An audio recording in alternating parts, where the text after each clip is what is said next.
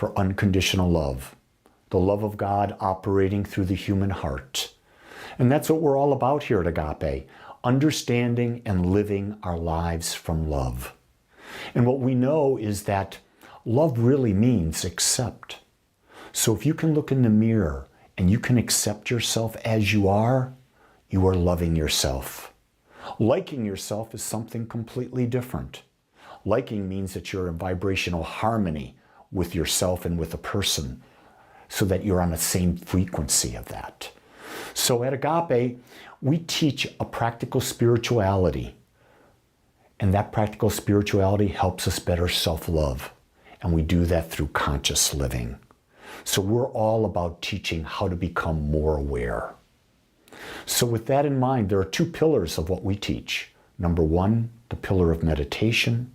Number two, the pillar of using our thoughts to create our lives. And so let's begin there. And let's begin with meditation. So I invite you to get into a comfortable seated upright position. Your back is straight. Your hands gently resting on your lap. Connect your index fingers and thumbs. Close your eyes and bring your awareness to your breath. I want you to visualize that you're breathing your breath into your heart. And the breath you are breathing in, you're breathing down from the top of your head, through the top of your head, all the way down into your heart. And it's a light. It's a beautiful white light. And you're seeing that white light move down into your heart, filling your heart. And then on your exhale, you're breathing it out from your heart into every cell of your body. The space between the cells, surrounding yourself in light. Light is energy. You are energy. And so as you continue now to breathe in and breathe out, you awaken the energy within you. And as you awaken it, you bring in a state of gratitude.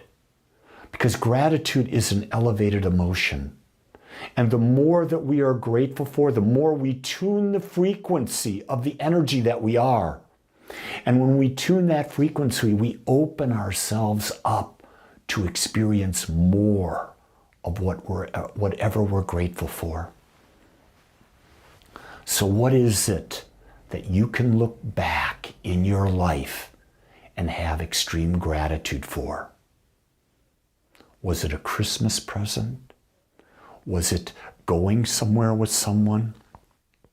Was it an incredible meal?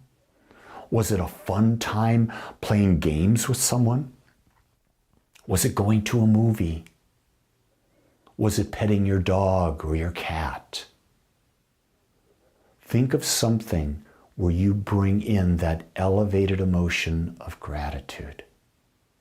And as you do that, combined with the breathing into your heart and out from your heart into your cells, you're lifting that light, you're lifting that vibration.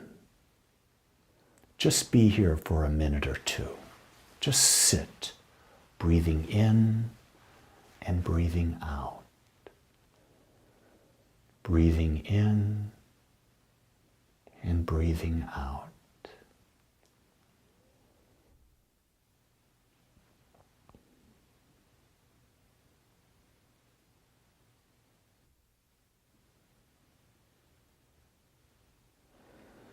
If you could, ask yourself, what would I like to have in my life right now? And if I did have it, how would I feel? What level of gratitude would I have? Would it be enough? See yourself as already having it. What does it feel like? What does it look like? How would you carry yourself in the world if you had it? How would your life be better?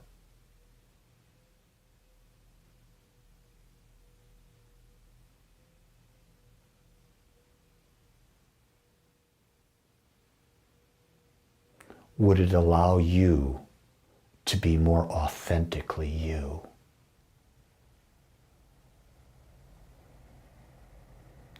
Do you need anything, or are you looking for the revelation of a quality that exists within you, a more expanded level of awareness, an expanded level of love, an expanded level of joy, an expanded level of wisdom? What do you truly desire?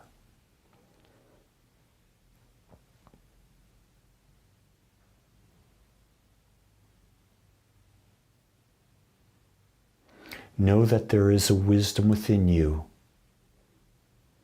within your mind and within your heart, that knows. Your job is to simply ask and to listen.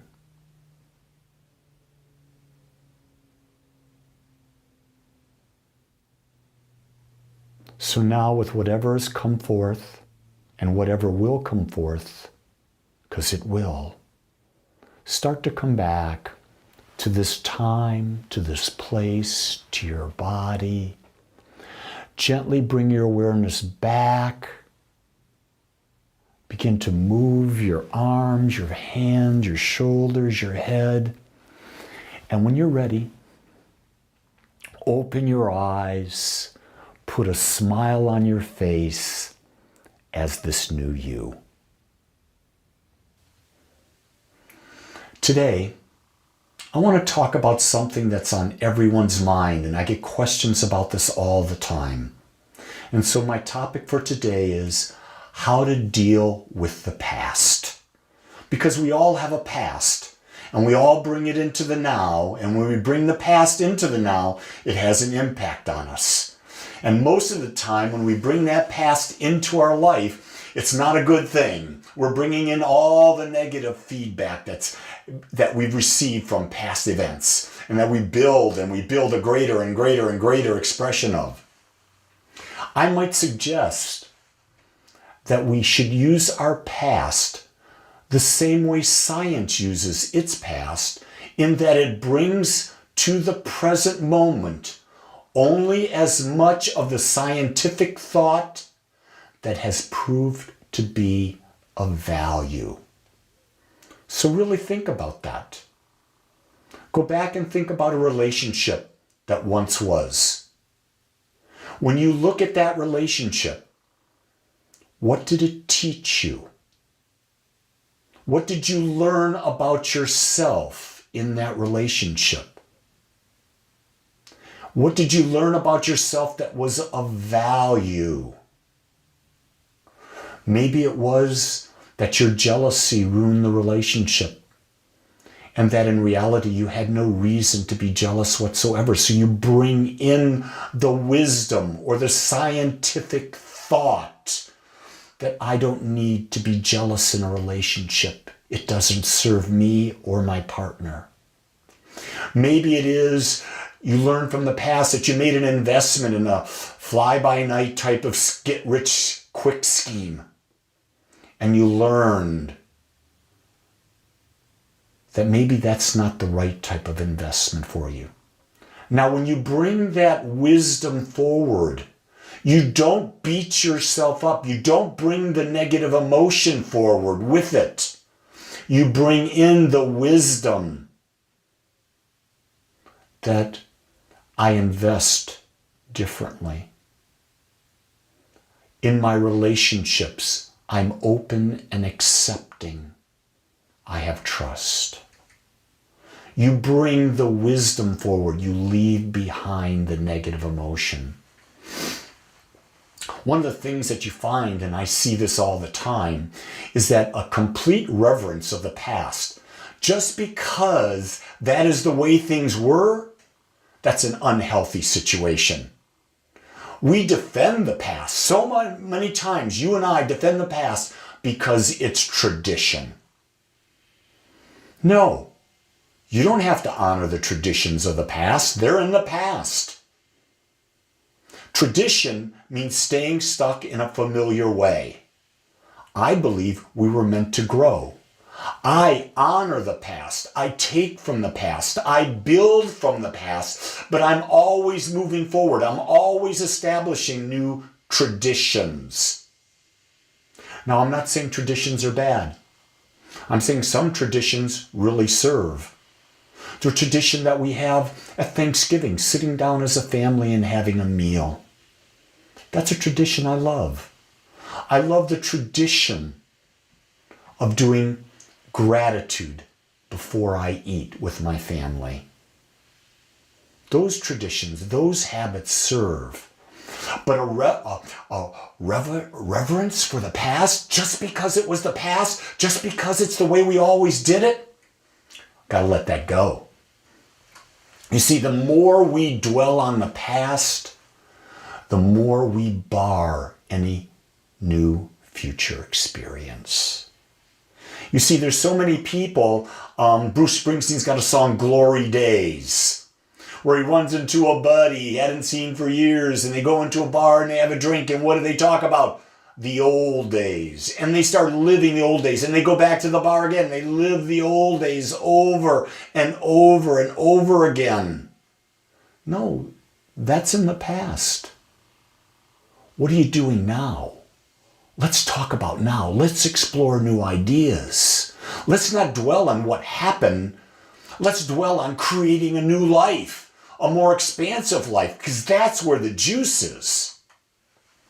When we dwell on the past, we cease to be creative. This state of living causes the body and the mind to become stagnant. You see, the body and the mind are their healthiest when they're in the creative state. When the body and mind are no longer in the creative state, the body becomes stagnant. If you really think about it, so many people, when they get out of the creative state, their bodies start to deteriorate. Why? Because the body just knows, well, they're not creating anymore. Why do I need to stay healthy and virile? You got to use your creativity. And when you use your creativity, your body and mind create a vibration within them that supports the creativity that you're trying to bring into the world. When we cease to be creative, every function and recreative process in our body slowly but surely begins to diminish it until we die. You see, when we stop being creative, we're sending a message to our body. Let go. And it starts to deteriorate. You ever notice that the people who are mature, older people, who have a purpose, who are creative, they tend to have very healthy bodies. They tend to be well adjusted emotionally and physically and mentally. But people who don't have a purpose, they start to deteriorate. And what do they talk about?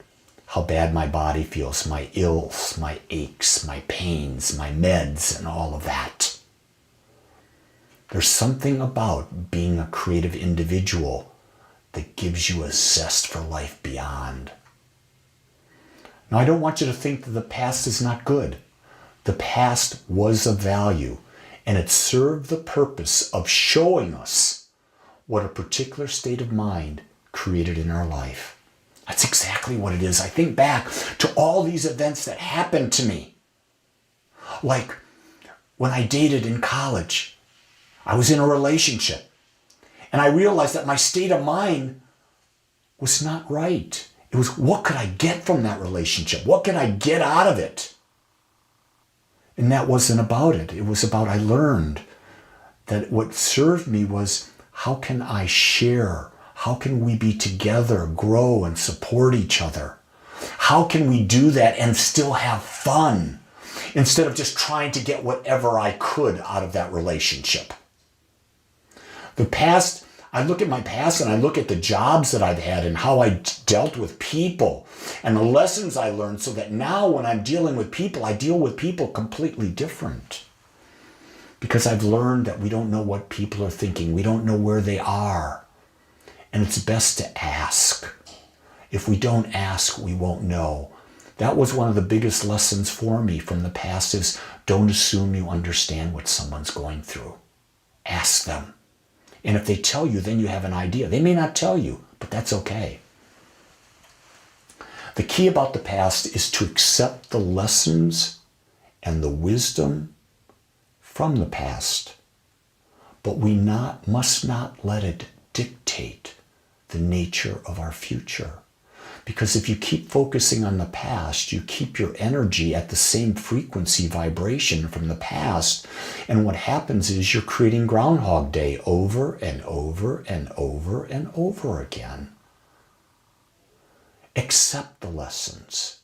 Accept the wisdom. And create a new goal, a new desire for yourself. I don't care where you are in your life. I don't care what your past has been. You can start right now, right today, just tweaking that desire up one little bit. And then surround yourself with gratitude in your life. And you're going to make steps forward like you can't even imagine. It's only when we free ourselves from our attachment to the past that we open ourselves to a greater expression of life. You know, what did the Buddha say? It's our attachment that causes suffering. It's our attachment to the past. It's our attachment to people. It's our attachment to things. It's our attachment to being a specific way all the time. Attachment is the source of our suffering. When we can free ourselves from our attachment to the past, we're now open, and our mind can be creative, and we can now have a greater and greater and greater expression of life. You see, one of the things that I've come to understand is life is living through me. I am an expression of life. The breath that I breathe is life breathing breath in and through me as life. And here's the key thing. Life is always seeking to express more of itself through us. So if you think about that, life never goes back to the past. Our human ego and our body do. But life is seeking more.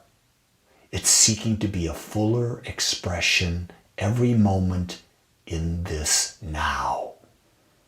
In life, there's only the now. And to be in the now, you've got to let go of the past. If you can remember and live that mantra that life chose to be you so it could experience more of itself as only you can, you now understand why you're here. You're here for life, and life is here for you. I want to thank you for taking time out of your busy day to join me today, to have these conversations with each other. I want you to know that I'm giving you a perspective. You can take it, you can leave it. My goal is to get you to question. And if I can get you to question things, then I believe that you can open up more. I love when I get the opportunity and people cause me to question more. If this message resonated with you, you enjoy being a part of it, I invite you to make a donation to Agape. This way we can continue to bring this message to more and more and more people. I also invite you to go to agapespiritualcenter.com and look at the number of ways that you can plug in to our many, many, many, many events. Most of our events are virtual, so no matter where you are in the world, the opportunity to connect is there for you. I want you to know that our mission is to help humanity become more aware, more aware of what? That life is expressing through us. And we are here to enjoy that expression. Until next week, make it your best one ever.